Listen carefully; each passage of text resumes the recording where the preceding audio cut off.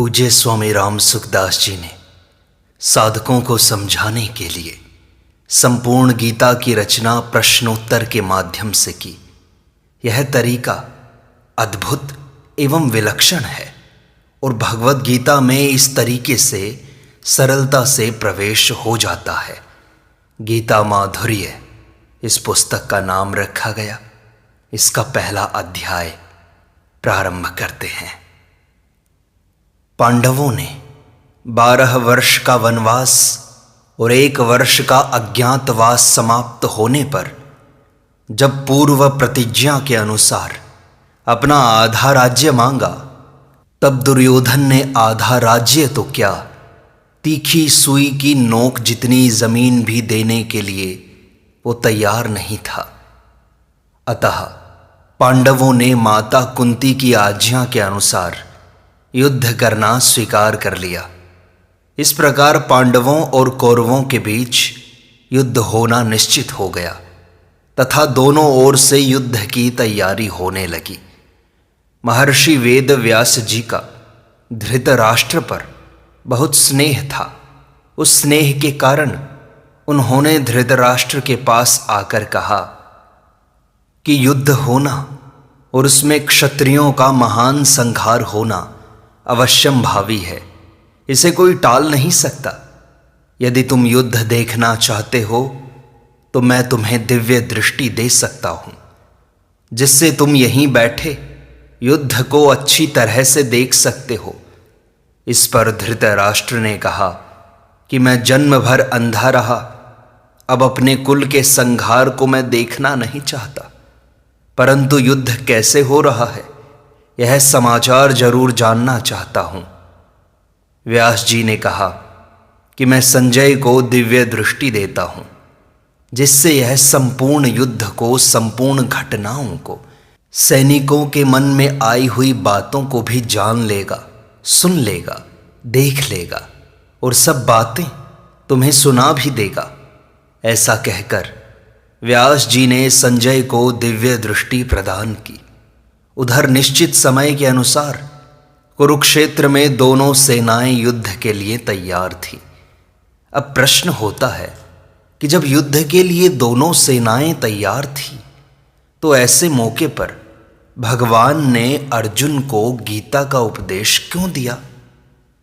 उत्तर है, शोक दूर करने के लिए ही भगवान ने अर्जुन को गीता का उपदेश दिया।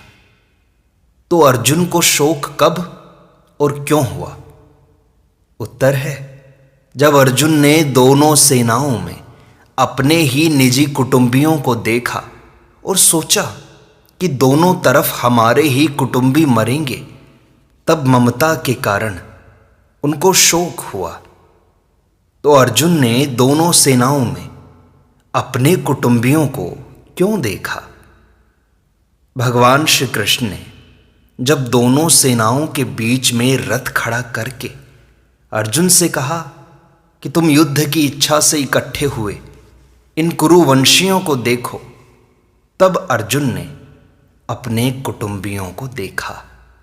प्रश्न है, भगवान ने अर्जुन को दोनों सेनाओं में कुरुवंशियों को देखने के लिए क्यों कहा? उत्तर है, अर्जुन ने पहले भगवान से कहा था कि हे अच्युत, दोनों सेनाओं के बीच में मेरा रथ खड़ा करो, जिससे मैं देखूं कि यहां मेरे साथ 2 हाथ करने वाले कौन हैं। प्रश्न है, अर्जुन ने ऐसा क्यों कहा?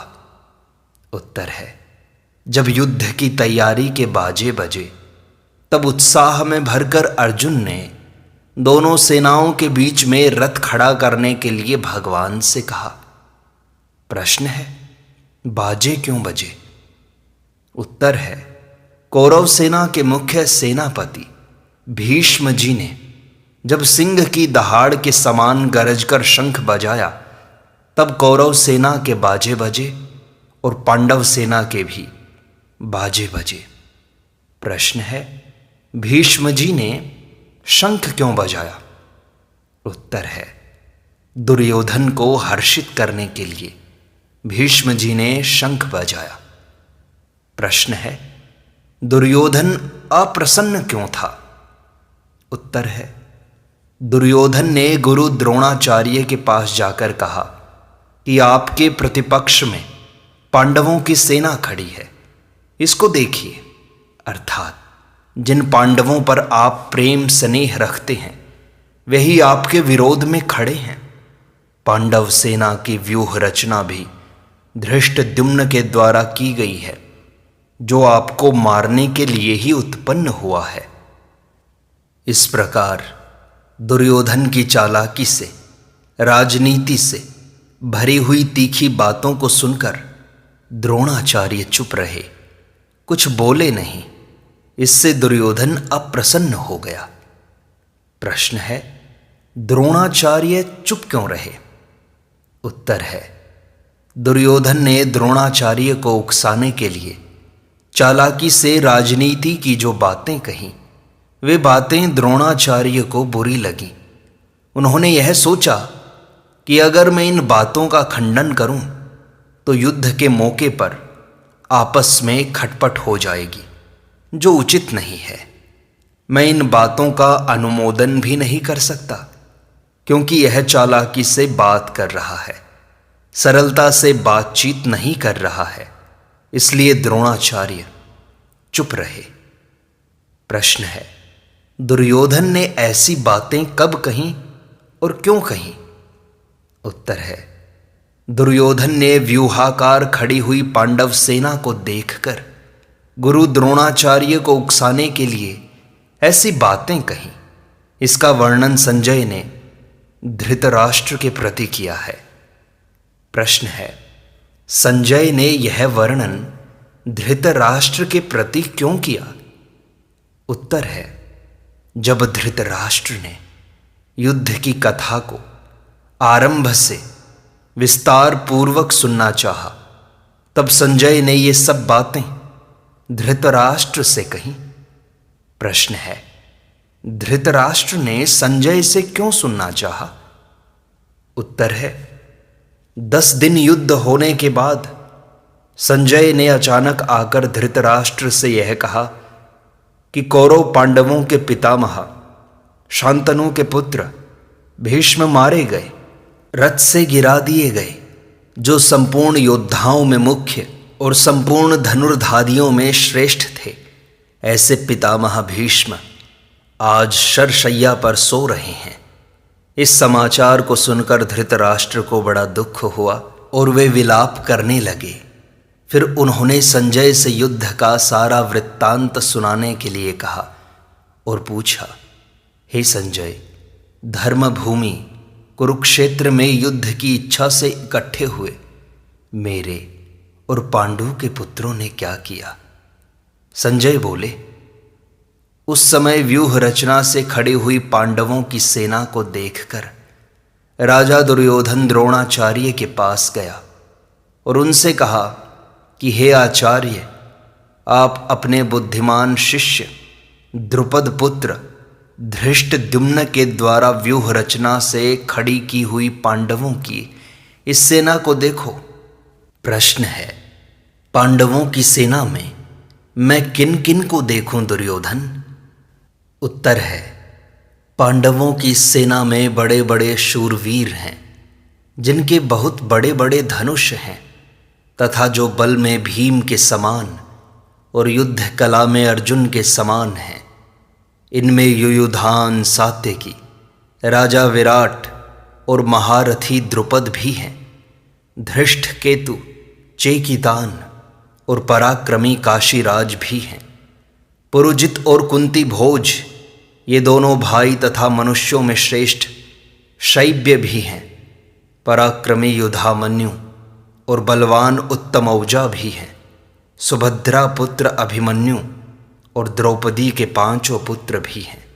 ये सब के सब महारथी हैं। प्रश्न है, पांडव सेना के शूरवीरों के नाम तो तुमने बता दिए, पर अपनी सेना के शूरवीर कौन कौन हैं दुर्योधन? उत्तर है, हे द्विजोत्तम, हमारी सेना में जो विशेष विशेष पुरुष हैं उन पर भी ध्यान दीजिए। आप अर्थात द्रोणाचार्य, पितामह भीष्म, कर्ण, संग्राम विजयी कृपाचार्य, अश्वत्थामा, विकर्ण और सोमदत्त का पुत्र भूरिश्रवा तथा इनके सिवाय और भी बहुत बड़े बड़े शूरवीर हैं जिन्होंने मेरे लिए अपने जीने की इच्छा का भी त्याग कर दिया और जो अनेक प्रकार से अस्त्र शस्त्र चलाने में निपुण तथा युद्ध कला में अत्यंत चतुर हैं। प्रश्न है, दोनों सेनाओं के प्रधान प्रधान योद्धाओं को दिखाने के बाद दुर्योधन ने क्या किया संजय? उत्तर है, दुर्योधन ने अपने मन में विचार किया कि उभय पक्षपाती भीष्म के द्वारा रक्षित हमारी सेना पांडव सेना पर विजय करने में असमर्थ है और निज पक्षपाती भीम के द्वारा रक्षित पांडवों की सेना हमारी सेना पर विजय करने में समर्थ है। प्रश्न है, मन में ऐसा विचार करने के बाद दुर्योधन ने क्या किया? उत्तर है, उसने सभी शूरवीरों से कहा कि आप सब के सब लोग अपने अपने मोर्चों पर दृढ़ता से स्थित रहते हुए ही पितामह भीष्म की चारों ओर से रक्षा करें। दुर्योधन यह जानता था कि द्रोण और भीष्म उभय पक्षपाती हैं, अतः उनको राजी करके अपने पक्ष में लाने के लिए दुर्योधन पहले जैसे द्रोणाचार्य के पास गया, ऐसे ही यहाँ भीष्म को राजी करने के लिए सभी वीरों से भीष्म की रक्षा करने के लिए कह रहा है। प्रश्न है, अपनी रक्षा की बात सुनकर भीष्म जी ने क्या किया? उत्तर है, पितामह भीष्म ने दुर्योधन को प्रसन्न करते हुए संघ के समान गरजकर बड़े जोर से शंख बजाया। प्रश्न है, भीष्म जी के द्वारा शंख बजाने के बाद क्या हुआ संजय? उत्तर है, भीष्म जी ने तो दुर्योधन को प्रसन्न करने के लिए ही शंख बजाया था, पर कौरव सेना ने इसको युद्धारंभ की घोषणा ही समझी। अतः भीष्म जी के शंख बजाते ही कौरव सेना के शंख, भेरी, ढोल, मृदंग आदि बाजे एक साथ बज उठे।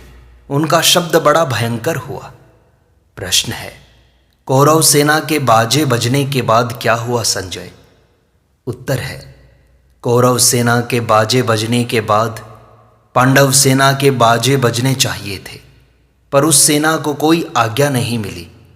तब सफ़ेद घोड़ों से युक्त महान रथ पर बैठे हुए भगवान श्री कृष्ण ने पांचजन्य नामक और अर्जुन ने देवदत्त नामक दिव्य शंख को बड़े जोर से बजाया।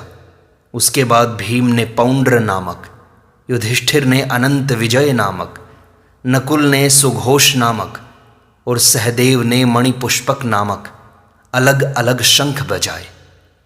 प्रश्न है, फिर और किसने शंख बजाए?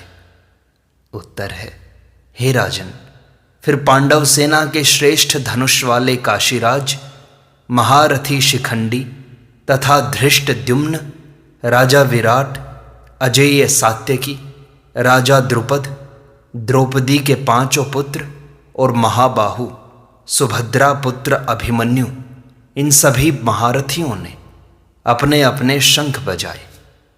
प्रश्न है, पांडव सेना की उस शंख ध्वनि का क्या परिणाम हुआ? उत्तर है, पांडव सेना के शंखों की उस भयंकर ध्वनि ने आकाश और पृथ्वी को गुंजाते हुए अन्यायपूर्वक राज्य हड़पने वाले कौरवों के हृदय विदीर्ण कर दिए। प्रश्न है, शंख बजाने के बाद पांडवों ने क्या किया संजय? उत्तर है, हे महीपते, शंखों के बजने के बाद युद्ध आरंभ होने के समय आपके संबंधियों कौरवों को देखकर कपिध्वज अर्जुन ने अपना गांडीव धनुष उठा लिया और भगवान श्री कृष्ण से बोले कि हे अच्युत, आप मेरे रथ को दोनों सेनाओं के बीच में खड़ा कर दीजिए। प्रश्न है, रथ को बीच में क्यों खड़ा करूं अर्जुन? उत्तर है, मैं इस रणभूमि में खड़े हुए युद्ध की इच्छा वाले शूरवीरों को देख लूं कि मुझे किन किन के साथ युद्ध करना है। यहाँ युद्ध में जो ये राजा लोग दुर्योधन का प्रिय करने की इच्छा से इकट्ठे हुए हैं, उनको भी मैं देख लूं। प्रश्न है, अर्जुन के ऐसा कहने पर भगवान ने क्या किया संजय? उत्तर है, हे राजन, निद्रा विजयी अर्जुन के ऐसा कहने पर अंतर्यामी भगवान श्री कृष्ण ने दोनों सेनाओं के मध्य भाग में पितामह भीष्म और आचार्य द्रोण के सामने तथा संपूर्ण राजाओं के सामने रथ को खड़ा करके कहा कि हे पार्थ, इन इकट्ठे हुए कुरुवंशियों को देखो। प्रश्न है, भगवान के ऐसा कहने पर क्या हुआ?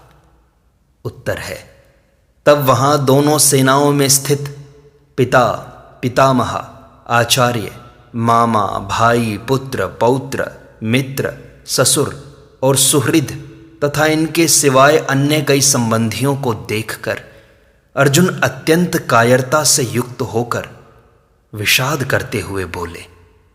प्रश्न है, क्या बोले अर्जुन? उत्तर है, अर्जुन बोले, हे कृष्ण, अपने खास कुटुंबियों को युद्ध के लिए सामने खड़ा हुआ देखकर मेरे अंग शिथिल हो रहे हैं, मुख सूख रहा है, शरीर में कंपी आ रही है, रोंगटे खड़े हो रहे हैं, हाथ से गांडीव धनुष गिर रहा है और त्वचा भी जल रही है। मेरा मन भ्रमित हो रहा है और मैं खड़े रहने में भी असमर्थ हो रहा हूं। प्रश्न है, इसके सिवाय और क्या देख रहे हो अर्जुन? उत्तर है, हे केशव, मैं शकुनों को भी विपरीत देख रहा हूं और युद्ध में इन कुटुंबियों को मारकर कोई लाभ भी नहीं देख रहा हूं। प्रश्न है, इनको मारे बिना राज्य कैसे मिलेगा? उत्तर है, हे कृष्ण, मैं न तो विजय चाहता हूं, न राज्य चाहता हूं और न ही सुखों को चाहता हूं। हे गोविंद, हम लोगों को राज्य से, भोगों से तथा जीने से भी क्या लाभ है? प्रश्न है, हे अर्जुन, तुम विजय आदि क्यों नहीं चाहते? उत्तर है, हम जिनके लिए राज्य, भोग और सुख चाहते हैं, वे ही ये सब के सब लोग अपने प्राणों की और धन की आशा को छोड़कर युद्ध के लिए खड़े हैं। प्रश्न है, वे लोग कौन हैं अर्जुन? उत्तर है, आचार्य, पिता, पुत्र, पितामह, मामा, ससुर, पौत्र, साले तथा और भी बहुत से संबंधी हैं। प्रश्न है, यही लोग अगर तुम्हें मारने के लिए तैयार हो जाएं तो? उत्तर है, ये भले ही मुझे मार डालें, पर हे मधुसूदन, मुझे त्रिलोकी का राज्य मिल जाए तो भी मैं इनको नहीं मारना चाहता। फिर पृथ्वी के राज्य के लिए तो कहना ही क्या है। प्रश्न है, अरे भैया, राज्य मिलने पर तो बड़ी प्रसन्नता होती है, क्या तुम उसको भी नहीं चाहते? उत्तर है, हे जनार्दन, इन धृतराष्ट्र के संबंधियों को, जो कि हमारे भी संबंधी हैं, मारकर हमें क्या प्रसन्नता होगी? इन आतताइयों को मारने से तो हमें पाप ही लगेगा।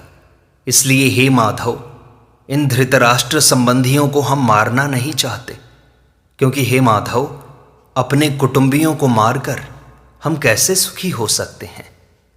प्रश्न है, ये तो तुम्हें मारने के लिए तैयार ही हैं, तुम ही पीछे क्यों हट रहे हो? उत्तर है, महाराज, इनका तो लोभ के कारण विवेक विचार लुप्त हो गया है, इसलिए ये दुर्योधन आदि कुल के नाश से होने वाले दोष को और मित्र द्रोह से होने वाले पाप को नहीं देख रहे हैं। तो भी हे जनार्दन, कुल के नाश से होने वाले दोष को जानने वाले हम लोगों को इस पाप से बचना ही चाहिए। प्रश्न है, अगर कुल का नाश हो भी जाए तो क्या होगा? उत्तर है, कुल का नाश होने पर सदा से चले आए कुल धर्म नष्ट हो जाते हैं। प्रश्न है, कुल धर्म के नष्ट होने पर क्या होता है? उत्तर है, कुल धर्म के नष्ट होने पर संपूर्ण कुल में अधर्म फैल जाता है। प्रश्न है, अधर्म के फैल जाने से क्या होता है? उत्तर है, अधर्म के फैल जाने से कुल की स्त्रियां दूषित हो जाती हैं। प्रश्न है, स्त्रियों के दूषित होने से क्या होता है? उत्तर है, स्त्रियों के दूषित होने से वर्ण संकर पैदा होता है। प्रश्न है, वर्ण संकर पैदा होने से क्या होता है?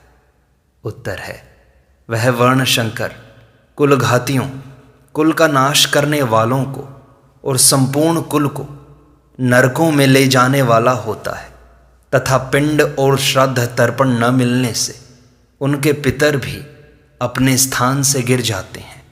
इन वर्ण संकर पैदा करने वाले दोषों से कुलघातियों के सदा से चलते आए कुल धर्म और जाति धर्म दोनों नष्ट हो जाते हैं।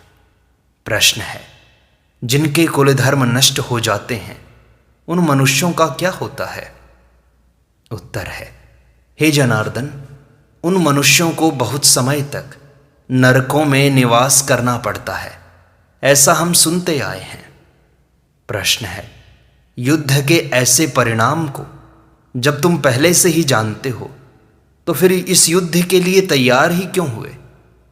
उत्तर है, यही तो बड़े आश्चर्य और खेद की बात है कि हम लोग बड़ा भारी पाप करने का निश्चय कर बैठे हैं, जो कि राज्य और सुख के लोभ से अपने कुटुंबियों को मारने के लिए तैयार हो गए हैं।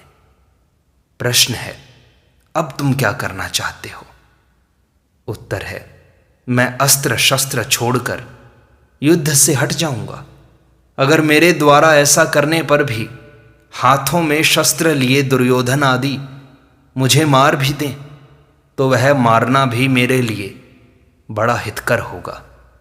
प्रश्न है, ऐसा कहने के बाद अर्जुन ने क्या किया संजय? उत्तर है, संजय बोले, ऐसा कहकर शोक से व्याकुल मन वाले अर्जुन ने बाण सहित धनुष का त्याग कर दिया और रथ के मध्य भाग में बैठ गए।